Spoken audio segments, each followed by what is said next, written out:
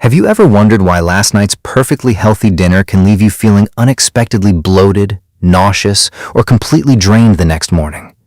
Scientists suggest that every single day, millions of people unknowingly transform harmless leftovers into silent biological hazards inside their own kitchens. According to official data aggregated by the CDC, foodborne illness strikes an estimated 48 million Americans every single year, resulting in 128,000 hospitalizations and over 3,000 deaths. While most people blame undercooked restaurant food, epidemiologists at the National Institutes of Health reveal that a massive percentage of these acute digestive stalls stem directly from improper storage and reheating of everyday home-cooked meals.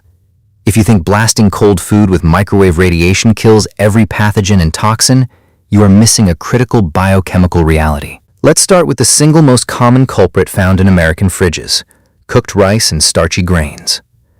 Most people assume that reheating leftover rice until it is scalding hot makes it 100% safe to eat. However, raw rice frequently harbors microscopic bacterial spores known as Bacillus cereus. According to clinical data archived in PubMed Central, these spores are so structurally resilient that they easily survive the initial boiling process. When cooked rice is left sitting at room temperature, even for just 1 to 2 hours, these dormant spores germinate, multiply, and manufacture a toxic metabolite called emetic enterotoxin. Here is the terrifying medical reality. While reheating your rice will kill the active live bacteria, it does not destroy the emetic toxin. This chemical compound is completely heat stable, surviving temperatures well above 250 degrees Fahrenheit. When ingested, this toxin triggers rapid onset gastroenteritis, severe nausea, and acute stomach cramping within 1 to 5 hours. Data from the CDC estimates that Bacillus cereus accounts for tens of thousands of unreported food poisoning cases across the United States every year, almost exclusively driven by improperly cooled and reheated fried rice and grain dishes. Next on our critical list, nitrate-rich leafy greens, specifically spinach, celery, and beets. Fresh spinach is a powerhouse of dietary nitrates, which your body normally uses to produce nitric oxide and lower blood pressure.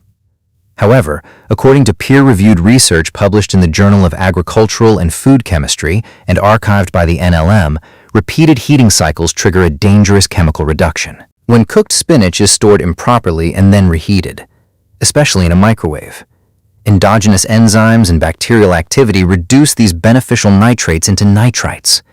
When nitrites interact with naturally occurring secondary amines under heat, they synthesize volatile compounds called nitrosamines. Clinical oncology literature links chronic nitrosamine exposure to oxidative cellular stress and an increased risk of gastrointestinal cancers. Furthermore, high nitrite levels in young children can impair the blood's ability to transport oxygen, leading to a condition known as methemoglobinemia. Food number 3 will surprise you: colon-starchy potatoes. Potatoes themselves are not inherently dangerous when reheated, but how you store them creates a silent threat. If you bake potatoes wrapped tightly in aluminum foil and leave them sitting on the counter at room temperature to cool, you create a zero-oxygen, anaerobic environment. According to the USDA Food Safety and Inspection Service, this environment is the absolute breeding ground for Clostridium botulinum, the deadly spore-forming organism responsible for botulism poisoning. Reheating a foil-wrapped potato that sat at room temperature will not neutralize these lethal neurotoxins. Food number 4 is dense poultry and chicken. Chicken is packed with dense, complex protein structures. When cold, cooked chicken is subjected to a secondary round of high-heat exposure, these proteins undergo rapid denaturation and cross-linking.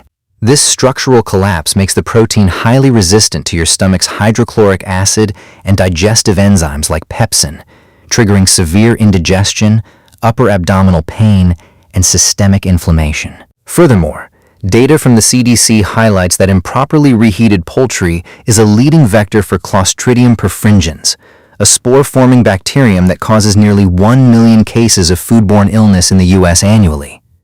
Finally, we must look at delicate cold-pressed vegetable oils, such as flaxseed, extra virgin olive, and canola oils. When you cook with these delicate polyunsaturated oils, cool them, and then heat them again for a second meal, you trigger a process called thermal oxidation. Peer-reviewed data in PubMed Central shows that reheating delicate oils past their smoke point repeatedly breaks down unsaturated fatty acids into hazardous lipid peroxides, acrolein, and toxic aldehydes like 4-hydroxy-2-nonenal. Consuming reheated oxidized oils creates widespread systemic inflammation along your vascular walls and destroys your delicate gut lining. So how do you enjoy your meals safely without throwing away valuable food? You must follow the gold standard protocol established by the USDA and National Institutes of Health. 1. The 2-hour rule. Never leave cooked food sitting at room temperature for more than 2 hours or 1 hour if the ambient temperature is above 90 degrees Fahrenheit. Bacteria multiply exponentially between 40 degrees Fahrenheit and 140 degrees Fahrenheit, a range known as the danger zone. 2. Shallow storage containers. Store hot food immediately in shallow, airtight glass containers rather than deep pots. Deep containers trap heat in the center, keeping food in the bacterial germination zone for hours inside your fridge. 3. The 165 degrees Fahrenheit reheating threshold. When reheating allowed foods like chicken or rice, bring the core internal temperature to at least 165 degrees Fahrenheit, 74 degrees Celsius measured with a digital food thermometer, ensuring heat is evenly distributed to destroy vegetative bacterial cells. To summarize what modern food microbiology tells us, reheating food is not a simple thermal task. It is a complex biochemical process. While your body possesses powerful immune defenses, constantly exposing your gastrointestinal tract to heat-stable bacterial toxins, lipid peroxides, and nitrosamines creates chronic, unnecessary systemic strain. Treat your leftovers with respect, cool them rapidly, and know which foods are strictly meant to be enjoyed fresh or eaten cold. To your health.